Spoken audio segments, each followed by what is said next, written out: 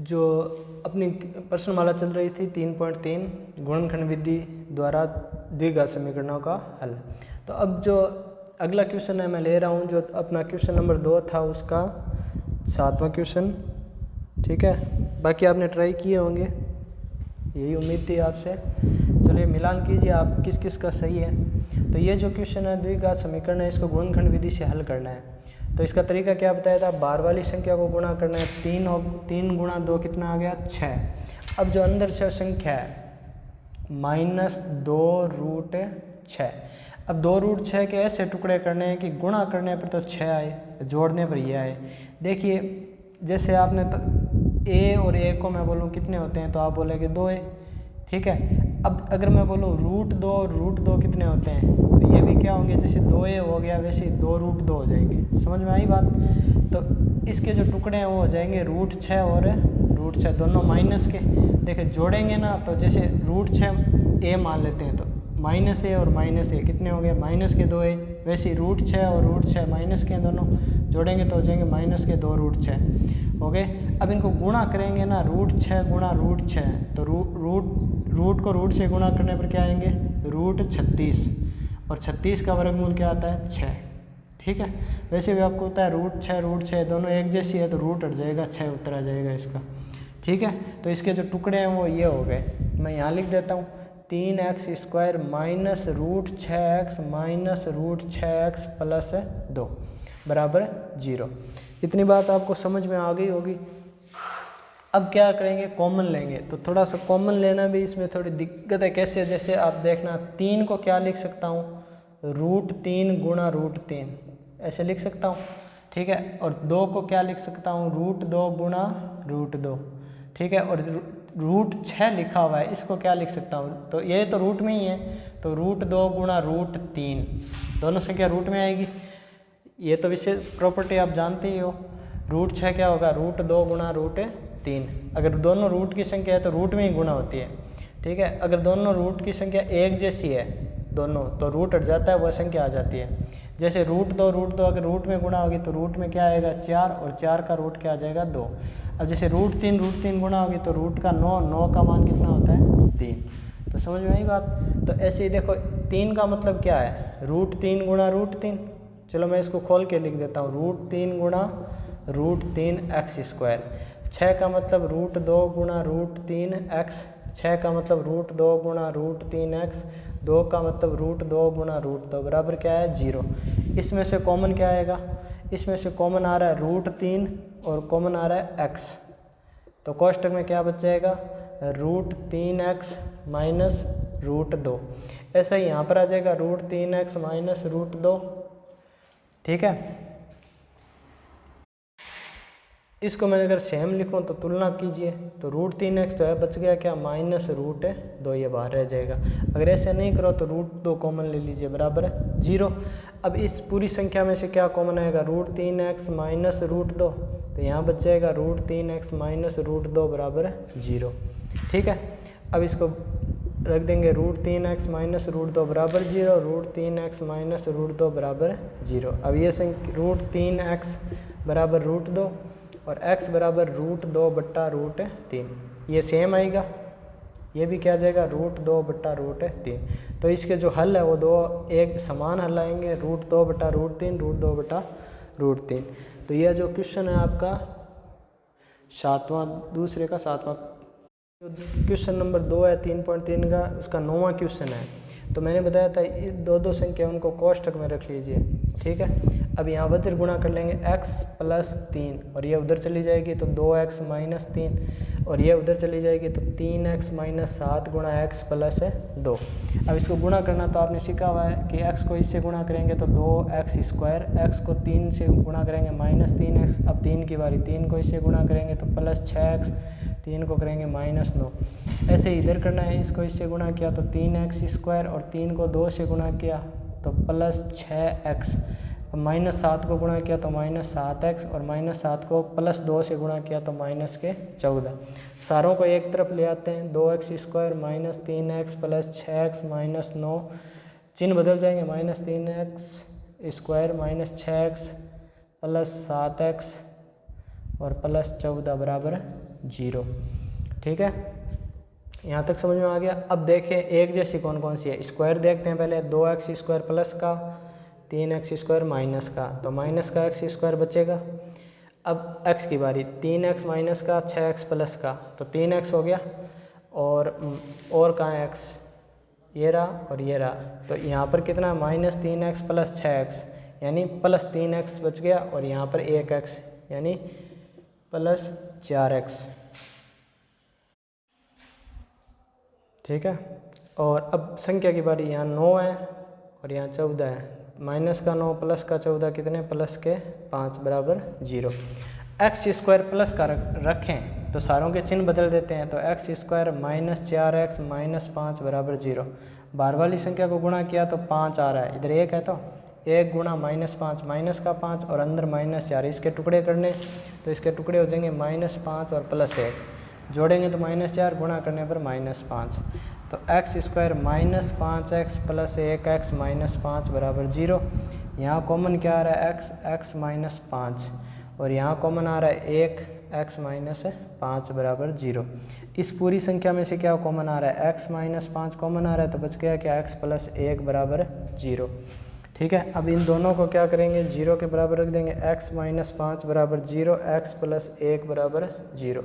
तो x बराबर क्या आ गया 5, x बराबर क्या आ गया -1। तो हमारे जो दो हल हैं वो आ गए +5 और -1। ये आपका क्वेश्चन नंबर 9 था। बाकी क्वेश्चन आप देखना, इसमें से मैंने जो कठिन लग रहे थे वो सारे आपको हल लगभग करवा दिए हैं, बाकी आप खुद से ट्राई करना। अब इसमें 10वां क्वेश्चन है वो आपको बता देता हूँ। हाँ, 10वां क्वेश्चन ठीक है। 10वां में दिया है 4x square minus 4a square x plus a की घात 4 माइनस b की घात 4 बराबर 0। अब यहाँ देखिए, यहाँ पर क्या, बाहर वाली संख्या ये a और b अचर राशि है, तो बाहर वाली संख्या को गुणा किया तब क्या आया, 4 कोष्टक a की घात 4 माइनस b की घात है 4, और जो अंदर संख्या है वो क्या है -4a स्क्वायर, मतलब x के अलावा सारी अचर राशियाँ हैं a b c, और x केवल चर है, तो हमें अचर का ही तो गुणा देखना है। तो बाहर क्या है, ये 4 है, और ये a की घात 4 माइनस b की घात 4 को गुणा किया तो ऊपर ये आई, और अंदर क्या है -4a स्क्वायर x, तो -4a स्क्वायर है। अब हमें इसका ऐसे टुकड़े करने के, गुणा करने पर तो यह है, जोड़ने पर है, गुणा करने पर ऊपर वाली संख्या है, तो इसके टुकड़े किस प्रकार करें।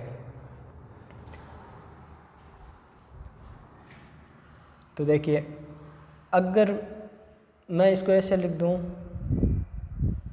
4a स्क्वायर है, अगर मैं लिखूं कि -2a square minus 2a square, तो कोई फ़र्क नहीं पड़ेगा। ठीक है, क्योंकि जोड़ने पर यह आएगा, लेकिन गुणा करने पर यह नहीं आ रहा है। तो अब मैं क्या करता हूँ, मेरी तरफ से एक मान लेता हूँ -2b स्क्वायर और एक मान लेता हूँ +2b स्क्वायर। जोड़ोगे तो b कट जाएगा, वापस 4a ही आएगा। अब गुणा करने पर हमें ऊपर वाली संख्या मिलनी चाहिए। ठीक है, ऊपर वाली संख्या कैसे मिलेगी, अब देखिए कि मैं क्या करता हूँ कि इसमें से कॉमन a और b साथ में ले लेता हूँ। ठीक है, तो मैं यहाँ पर एक a ये ले लेता हूँ, एक b ये ले लेता हूँ, मतलब ऐसे दो जोड़े बना लेता हूँ a और b के। तो -2a square minus 2b square, एक तो यह हो गया, और -2a square plus 2b square यह हो गया। ठीक है, अब यहाँ पर मैं क्या कॉमन लाऊँ, यहाँ -2 कॉमन ले लेता हूँ, तो बचेगा क्या, a square plus b square. ठीक है, और यहाँ पर भी क्या कॉमन ले लेता हूँ, -2, दो जोड़े बना लिए, तो बचेगा क्या, a square minus b square, क्योंकि -2 कॉमन लिया तो ये प्लस क्या हो जाएगा, माइनस हो जाएगा। तो अब देखिए, अब ये दोनों संख्या बन गई, दो संख्या है तो दो ही संख्या, एक ये संख्या हो गई और एक ये संख्या हो गई।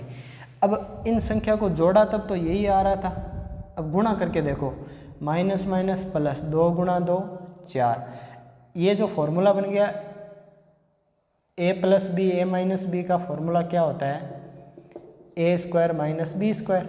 अगर मैं स्क्वायर ही लिख दूँ A square plus B square A square minus B square, तो यहाँ भी डबल हो जाएगा ए की घात 4 माइनस बी की घात 4। तो यही तो है, बन रहा है। तो हमारे जो टुकड़े हैं वो ये हो गए दोनों, ठीक है। तो मैं ये टुकड़े यहाँ लिख देता हूँ। तो क्या क्या हुए, 4x स्क्वायर, एक तो हो गया माइनस का 2 ए स्क्वायर प्लस बी स्क्वायर, और साथ में क्या लिखना है x। दूसरा टुकड़ा माइनस 2 ए स्क्वायर माइनस बी स्क्वायर, और साथ में क्या लिखना है x, प्लस ए की घात 4 माइनस बी की घात 4। ये अब ए की घात 4 बी की घात 4 का यही तो फॉर्मूला है, ये यहाँ भी लगा सकते हैं हम, तो मैं इसकी जगह लगा ही देता हूँ। तो ए square plus B square A square minus B square, ये हो गया, ठीक है, बराबर है 0। ठीक है, वो काम रफ था आपको समझाने के लिए, ये समझ में आ गया होगा। अब यहाँ पर कॉमन क्या आ रहा है, तो यहाँ पर कॉमन क्या आ रहा है, यहाँ पर कॉमन आ रहा है एक तो 2 एक x, तो 2x कॉमन आया तो 2x ही बचा, और यहाँ पर 2x कॉमन आ गया तो बचा क्या, ए स्क्वायर प्लस बी स्क्वायर। तो यहाँ भी कोष्टक में यही बचना चाहिए, तो क्या कॉमन लूँ, तो यहाँ पर देखो क्या कॉमन आएगा, 2 कॉमन आएगा, x कॉमन आएगा, नहीं आएगा, x नहीं आएगा, 2 भी नहीं आएगा। यहाँ पर कॉमन आएगा ये ए स्क्वायर माइनस बी स्क्वायर। मैंने क्या क्या कॉमन लिया, एक तो माइनस का चिन्ह कॉमन लिया और एक ये कॉमन लिया, तो बचा क्या 2x बचा, माइनस कॉमन लिया तो ये चिन्ह माइनस हो जाएगा, और क्या बचा ए स्क्वायर प्लस बी स्क्वायर। ठीक है, तो अब इस पूरी संख्या में कोष्टक कॉमन आ रहा है, तो 2x minus A square plus B square common आ जाएगा, ये कोष्टक कॉमन आ जाएगा, ये वाला, तो बच गया क्या 2x minus A square minus B square, ये कोष्टक ये बच जाएगा। तो इनको 0 के बराबर रख देंगे, 2x minus A square plus B square को भी 0, 2x minus A square minus B square को भी 0। तो 2x ये उधर चला जाएगा, A square plus B square, x आ जाएगा A square plus B square बट्टा 2, यहाँ 2x बराबर A square minus B square, और x आ जाएगा A square minus B square बट्टा 2। तो ये जो आपके ये दोनों हल हो जाएंगे, ये इसका आंसर है। तो उम्मीद है आपको ये क्वेश्चन समझ में आया होगा। बात करते हैं, एक लास्ट क्वेश्चन बच गया, वो ले लेता हूँ मैं, क्वेश्चन नंबर 11 है आपका, A B X square plus कोष्टक B square minus A C X minus B C बराबर 0। यह आपकी एक द्विघात समीकरण है।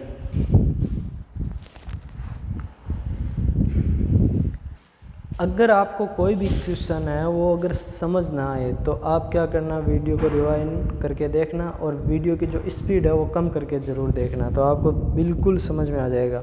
ठीक है, चलिए अब जो क्वेश्चन नंबर लास्ट है इसका, वो दूसरे नंबर क्वेश्चन का 11वां क्वेश्चन है, इसकी चर्चा करते हैं। तो ये सरल सा ही है, इस कोष्टक को पहले हल कर लेते हैं। तो A B X square plus, अब इस x को बी से स्क्वायर से गुणा किया तो B square x, minus A सी से गुणा किया माइनस ए सी एक्स, और बी सी बराबर 0। आपको ये ध्यान रखना है कि यहाँ पर केवल x चर है, बाकी ए बी सी सारी अचर राशि हैं। अब इसमें कॉमन क्या आ रहा है, इसमें कॉमन आ रहा है b और x, b इसमें भी है इसमें भी है, x इसमें भी इसमें भी है। अब बचा क्या A X plus B X common आ गया तो एक b बच गया। तो यहाँ अगले कोष्टक में भी यही बचेगा। अगर आप चाहो तो इससे सीधा लिख दो ए एक्स प्लस बी, तो आपको पता चल जाएगा बाहर क्या आएगा। तो इसकी तुलना करो, ए एक्स तो अंदर है तो बाहर क्या है माइनस, और सी ये बाहर हो जाएगा। ठीक है, नहीं तो फिर माइनस सी कॉमन ले लो। अब इस पूरे में क्या कॉमन आ रहा है, इस पूरे में ए एक्स प्लस बी कॉमन आ रहा है, तो बच गया क्या बी एक्स माइनस सी बराबर 0। तो दोनों ए गुणा बी 0 है, तो ये ए ये बी बराबर 0, तो दोनों को 0 के बराबर रख देते हैं। A X B 0, B X minus C 0। तो ए एक्स बराबर क्या आ गया माइनस बी एक्स आ गया माइनस बी बट्टा ए, बी एक्स क्या आ गया सी एक्स क्या आ गया सी बट्टा ए। तो आपके जो दो हल हैं, दो हल क्या आ गए, एक तो माइनस बी बटा ए, एक सी बटा ए, ये आपके दो हल आ गए। तो आप इसी के साथ आपकी ये 3.3 है कंप्लीट होती है।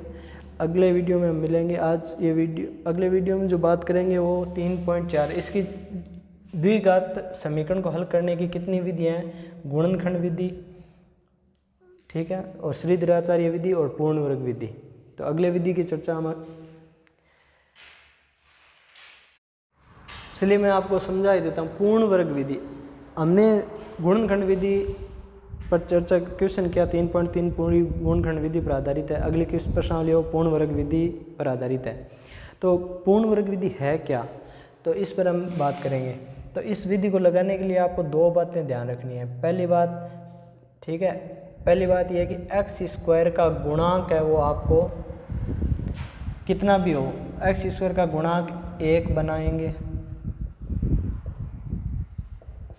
ठीक है, 1 बनाने पर, एक तो यह बात हो गई। दूसरी बात है एक्स का जो गुणांक होता है, जैसे मैं मानक रूप लिखता हूँ ax square plus bx plus c, तो इसमें एक्स स्क्वायर का गुणांक क्या है a, तो इसको 1 बनाएंगे तो कैसे बनाएंगे, a को काटना है। तो अगर मैं 4 है, मैं बोलूँ इसको 1 बनाऊँ, तो आप क्या बोलोगे, 4 का भाग दे दो, 4 से 4 कट जाएगा, क्या आ जाएगा 1। मैंने बोला a, इसको 1 बनाऊँ, तो a में 1 का भाग दे दो, कट जाएगा, 1 आ जाएगा। अब दूसरी बात है x के गुणांक का आधा, x का जो भी गुणांक है उसका क्या लेना है, आधा। जैसे x है उसके साथ 5 है या उसके साथ 8 है, तो इसका गुणांक 8 है और उसका आधा कितना होता है 4। अगर मैं बोलूँ 5 है तो क्या होगा 5/2। अगर 5/2 ढाई, मतलब 2.5 नहीं लिखना है, 5/2 ही रखना है। तो x के गुणांक का आधा व उसका वर्ग, आधे का वर्ग, वह उसका वर्ग, किसका वर्ग, इस आधे का वर्ग, उसका वर्ग दोनों पक्षों में जोड़ना है, दोनों पक्षों में जोड़ना है। दोनों पक्ष कौन से, जैसे आपकी द्विघात समीकरण ये है तो मानक रूप, तो एक पक्ष ये है और एक पक्ष 0 वाला है, ठीक है। बस इतनी सी बात आपको ध्यान रखनी है, यही आपकी क्या है, पूर्ण वर्ग विधि है। तो पूर्ण वर्ग विधि पर अगर मैं बात करूं,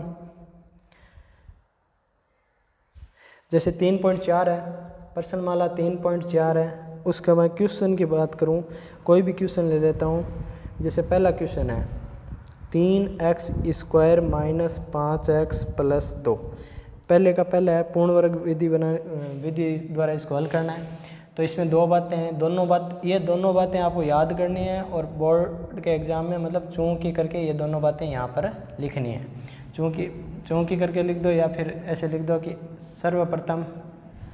सर्वप्रथम ये 1 नंबर बात लिखनी है, एक्स स्क्वायर का गुणांक 1 बनाने पर।